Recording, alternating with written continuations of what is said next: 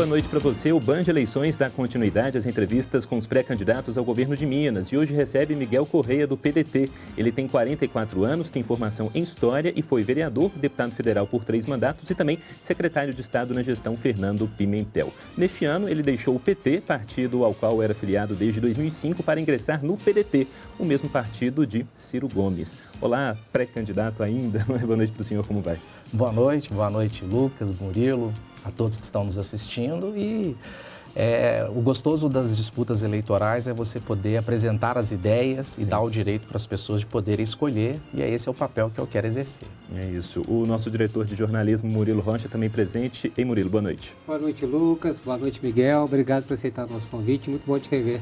Igualmente.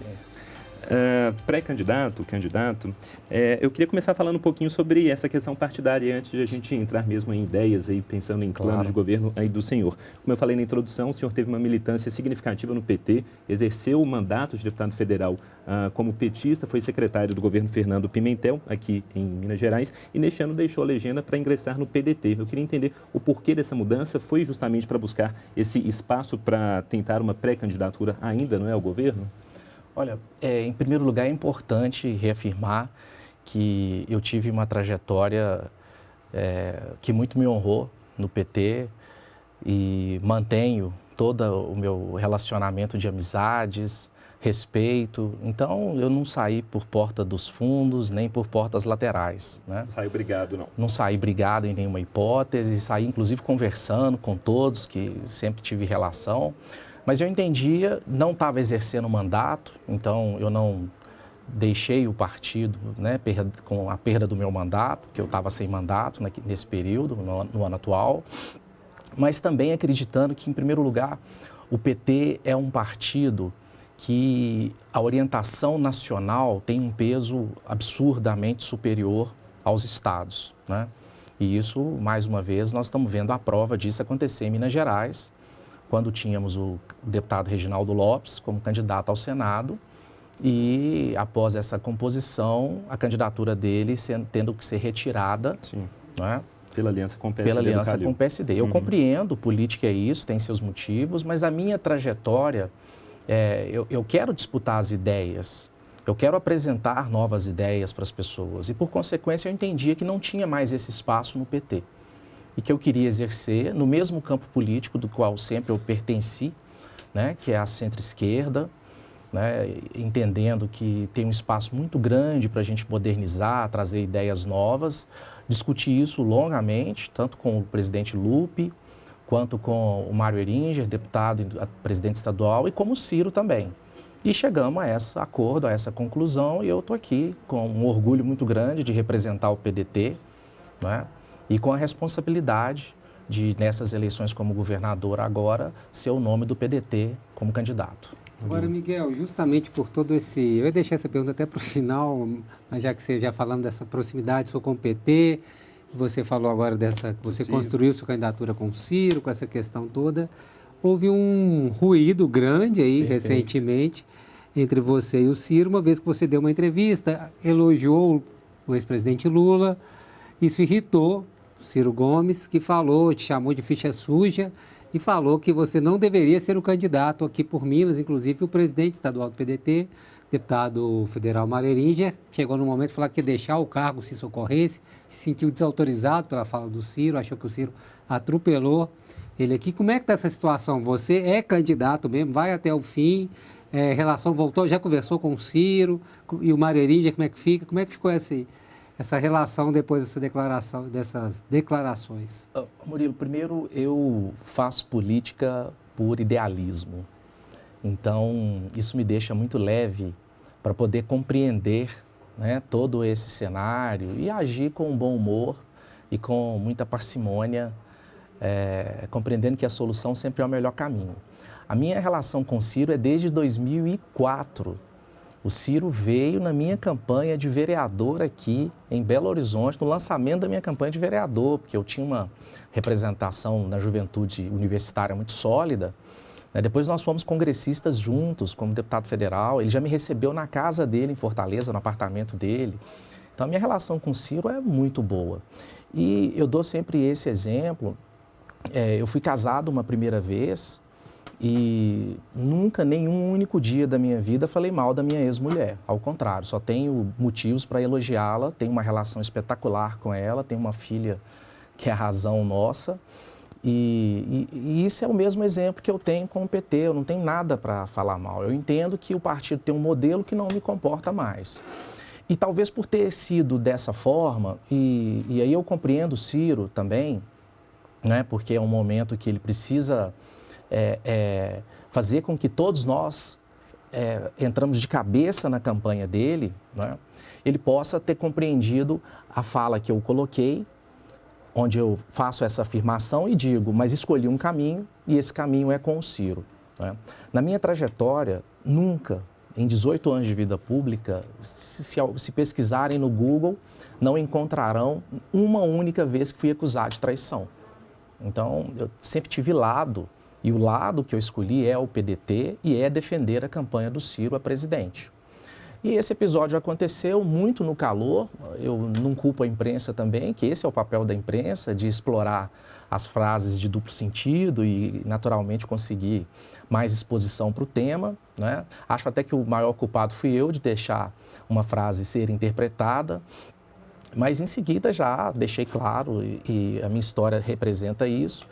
E na semana passada o presidente Lupe esteve aqui, né, o presidente nacional do partido, tanto para recolocar o Mário no lugar que ele nunca deveria ter saído, que é na presidência do PDT, papel que ele cumpre e honra todos os filiados do PDT de Minas Gerais, né? E assim foi o que aconteceu, assim como a manutenção da minha pré-campanha ao governo do Estado, no mesmo formato que ela sempre teve, né?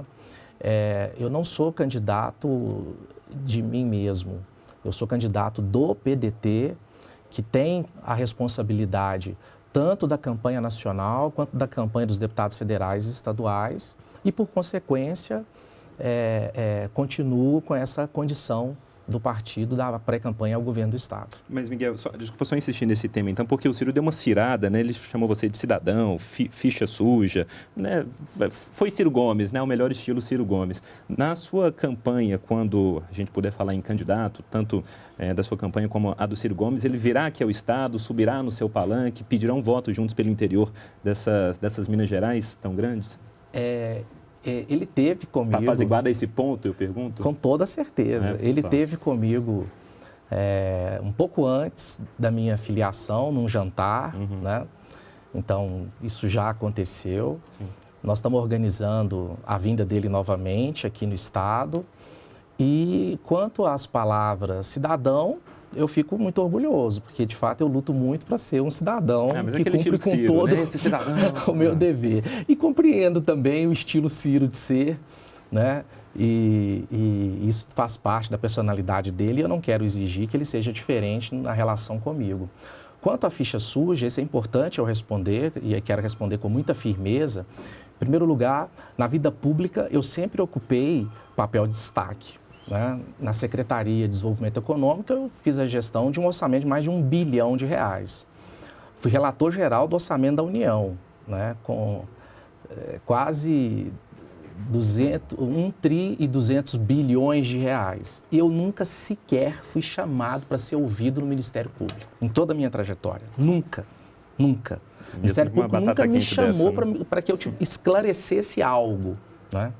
Diferente é o processo eleitoral, né? E a acusação que me fazem no processo eleitoral, né, o que aconteceu, e eu também vou fazer muito esse debate durante a eleição.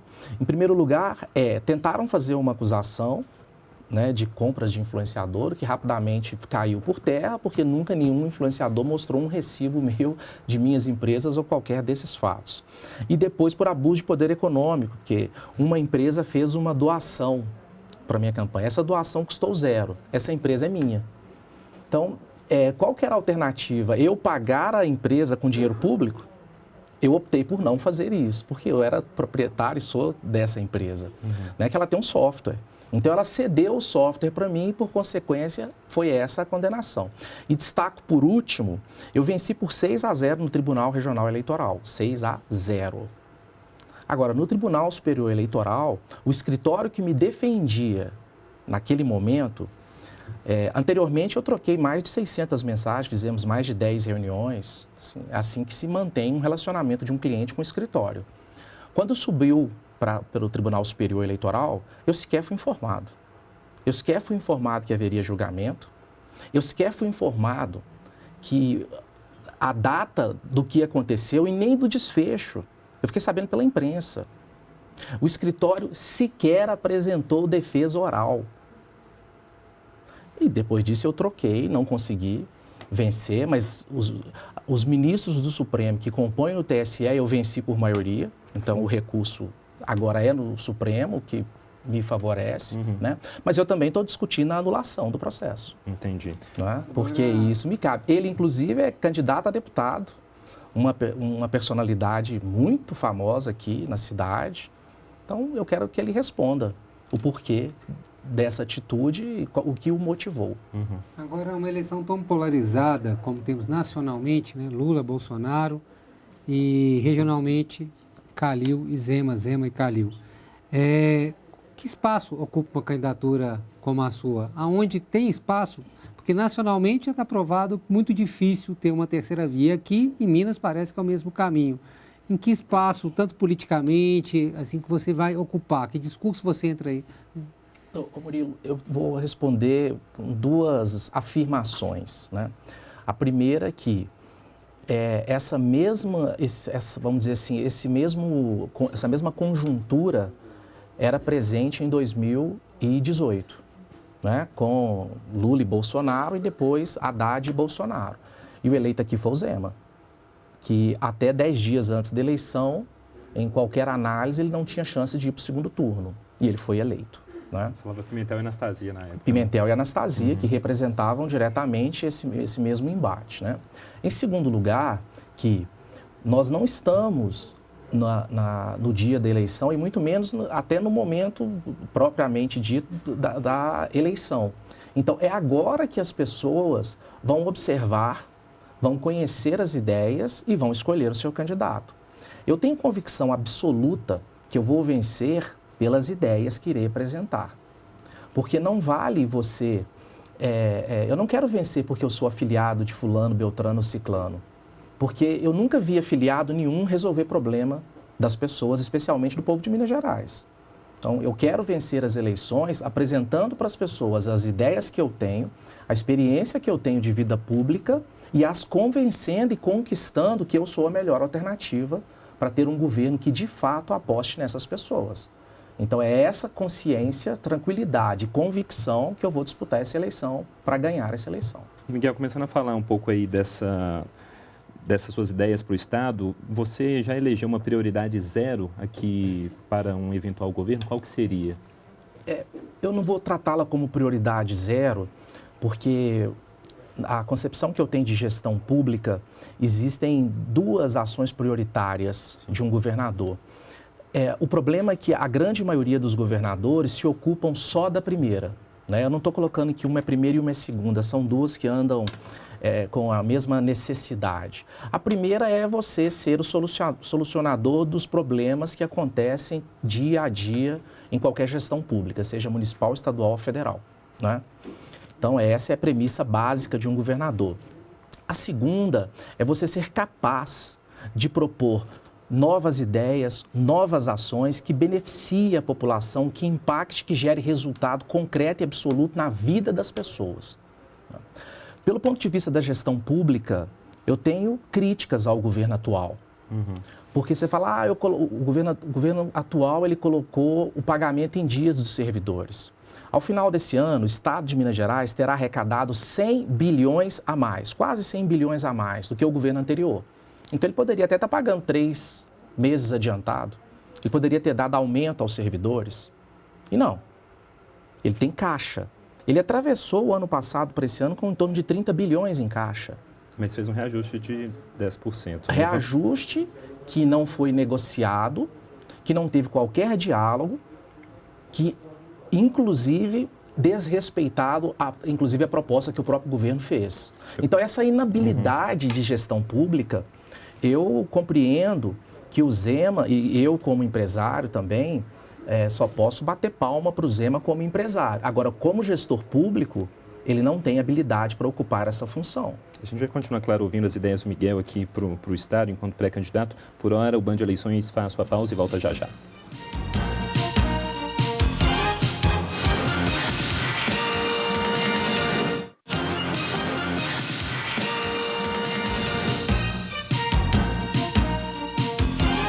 De volta com o Band Eleições, que recebe hoje Miguel Correia, pré-candidato do PDT ao governo de Minas. Vamos abrir o bloco com o Murilo. Miguel, eu queria te perguntar, você terminou falando aí que, né, tem críticas ao governador Romeu Zema e as fez falando que ele teria dinheiro em caixa e tal. Mas, por outro lado, botou, sim, as finanças em dia e tal. E como fazer esse discurso fazendo você tendo sido secretário de um governo, do governo anterior, que a gente sabe, né, você pode fazer a defesa aqui, né, mas entregou o Estado, inclusive sem pagar 13º, com funcionalismo recebendo atrasado, devendo prefeitos do interior do Estado. Então, assim, com que lugar você fica para fazer essa crítica à atual gestão? E como, né, você falou aí que ele um bom empresário, mas um mau, né, não é um bom gestor de contas públicas. Então, mas como fazer essa crítica tendo integrado o governo anterior ao governo Romeu Zema? Murilo, eu vou separar em duas partes.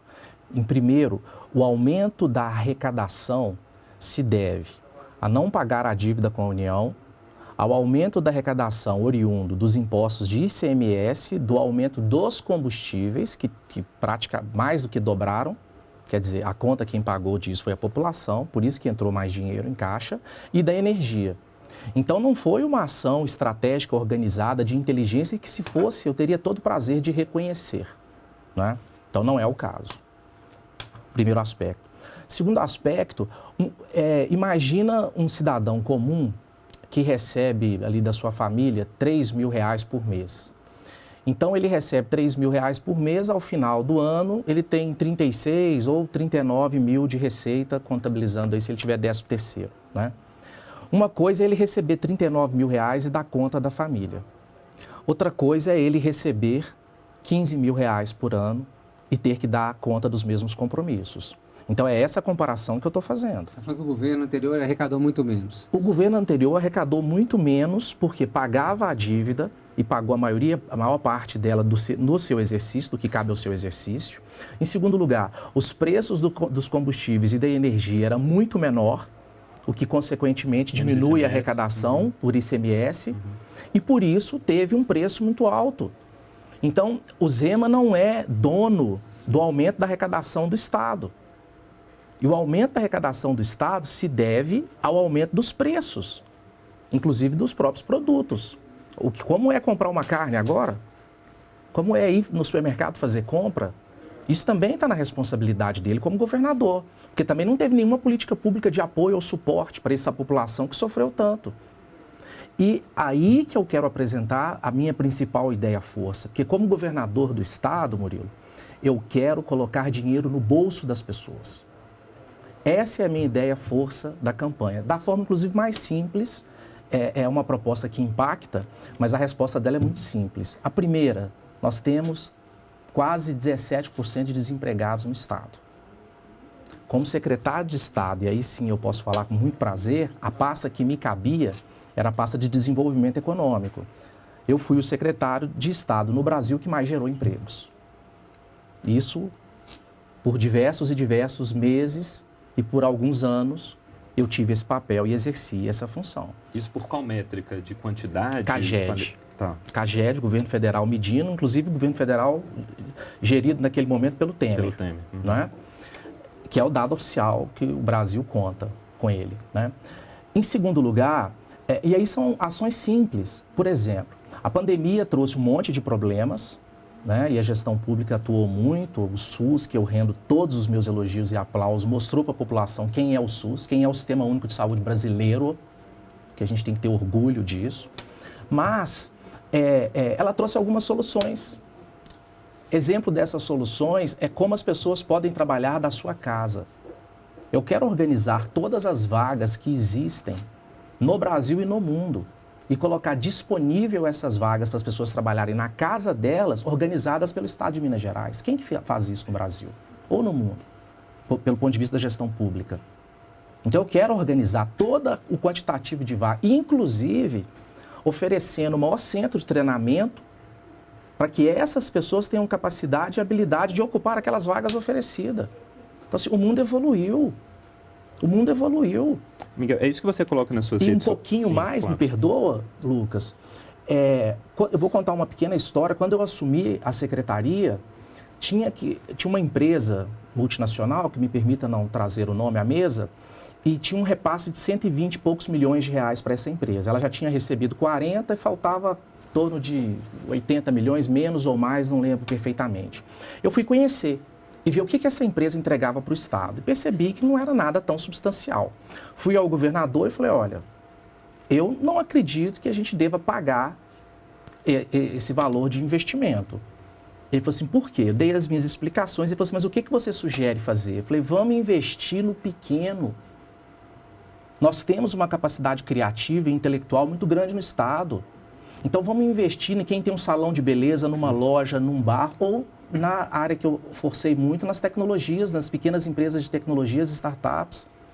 Porque se a gente coloca 10 mil reais a mais para essa empresa, no final do ano, quem que está gerando emprego, mais empregos? Porque isso é consolidado. A pequena gera disparado mais empregos. A grande recebe isenção de impostos. A pequena não precisa, ao contrário, ela arrecada mais impostos e devolve ao Estado esse investimento. O dinheiro da pequena circula ali no seu ambiente. Então, quem ganha? A farmácia local, o bar local, o açougue, a padaria. E a riqueza fica no Estado. Não é um dinheiro que você transfere para uma grande, que os acionistas dela é que vão receber os dividendos e que a maioria, em Minas Gerais, não moram, talvez com pouquinhas exceções, né? E até no Brasil não moram. Eu acho que você começou a me responder então, porque nas suas redes sociais você fez alguns posts falando até nisso, nessa tentativa em um eventual governo, né, de incentivar esse pequeno, esse microempreendedor. Aí seria uma injeção direta de dinheiro do Tesouro Estadual na conta? Como que seria isso? São duas fontes que podem ser utilizadas. Uma eu já utilizei quando fui secretário, que é 1% constitucional desse dinheiro, né, que pertence à Secretaria de Desenvolvimento Econômico, 50% dele e 50% à FAPEMIG. Então, 50% da Secretaria de Desenvolvimento Econômico, que eu posso citar, inclusive, o que foi feito com ele antes do meu trabalho na frente da Secretaria, a construção de 3 grandes prédios gigantescos, e que 2 deles sequer têm uma ocupação. Uma. Então, assim era feito o investimento público, né? Ali você tira 500 milhões. Nós temos também a antiga Codemig, agora a Codenge, atual Codenge, que tem uma monstruosa capacidade de investimento com foco nisso, desenvolvimento da nossa economia. Nós podemos montar um fundo. Por que nós não podemos produzir energia solar? Não, a CEMIG compra energia solar de produtores privados que mesmo assim chega mais barato na casa do consumidor. É um absurdo. Então, por que a CEMIG não produz diretamente e a energia fica mais barata para o consumidor ainda mais? E faz essa operação direta, está precisando de um terceirizado com o poder, força econômica que a CEMIG tem. Então, a energia vai ser mais barata para as pessoas. Com esses 34 bilhões que estão aí, por que não pode tirar 3, 4 bilhões? 3, 4 bilhões a gente beneficia 20 mil empresas ano, com um ticket médio de investimento de 10 mil reais por mês. Não é ação social. Essa empresa tem que mostrar, e só recebe a partir disso, crescimento, aumento da sua, né, faturando mais, está vendendo mais, ela está contratando mais, e assim ela vai recebendo, período a período, cumprindo o plano de negócios dela. Agora, caso cumpra metas. Caso cumpra as metas, por que não investir no pequeno empresário? Que sofre tanto, que tem tanto problema, tanto desafio, que paga a conta mais alta, é o que paga imposto, e o outro grande recebe dinheiro, recebe isenção fiscal e não tem o mesmo poder de gerar emprego e de gerar riqueza para o Estado como tem. E mais, essa ação vai ser imensamente concentrada também na agricultura. Então, aquele produtor rural que está tocando o seu negócio com extrema dificuldade, eu duvido que 10 mil reais a mais para ele por mês não faz uma diferença astronômica no crescimento do negócio dele. Reta final do programa, Murilo, mais uma. Miguel, você fez aí um paralelo, né, uma comparação da sua candidatura com o atual governo, Romeu Zema. Mas eu penso, o telespectador que está nos vendo em casa, pensar, mas se for para votar contra o Zema, talvez eu prefira o Calil. Então, eu queria, por que o senhor é uma posição melhor ao Zema do que o Calil? Você, Murilo, a gente é da mesma idade e estamos na estrada no mesmo tempo aí. Esse eleitor que pensa dessa forma, eu quero respeitar a decisão dele e que ele, de fato, vote no Calil, né? Agora, eu quero ter o direito de conquistar esse eleitor, Murilo. E eu não vou conquistar sendo afiliado de ninguém. Eu vou conquistar apresentando as melhores ideias, o domínio melhor da gestão pública e mostrando o que é melhor para ele. Aí eu não preciso disso. Aí, com toda certeza, eu serei a opção dele em vez do Calil. Olha, o pré-candidato já controlando bem o tempo, se preparando para o debate, respondeu no tempo correto aqui ainda. Mas, por hora, agradecendo aqui a presença do Miguel Correia, desejando, claro, sucesso aí na pré-campanha e até uma próxima oportunidade. Eu que agradeço a Band, que faz sempre essa cobertura perfeita das eleições, né? Acho que é a melhor cobertura de todo o jornalismo e imprensa. E a todos os mineiros que estão nos assistindo, um beijo no coração e vamos junto que a gente tem uma linda história para construir. Muito obrigado, Murilo. Até. Até a próxima, aguardando o candidato no nosso debate, dia 7 de agosto. Isso aí. Verdade, é isso. Já coloquei na sua agenda 7 de agosto, o primeiro debate com os candidatos ao governo de Minas. Você confere aqui na tela da Band. O Band Eleições você pode rever e compartilhar. É só você entrar lá na nossa página no YouTube, no canal Band Minas. Lembrando que nós vamos entrevistar aqui no Band Eleições e também na entrevista coletiva todos os pré-candidatos ao governo do estado. Por hora, uma boa noite para você. Até.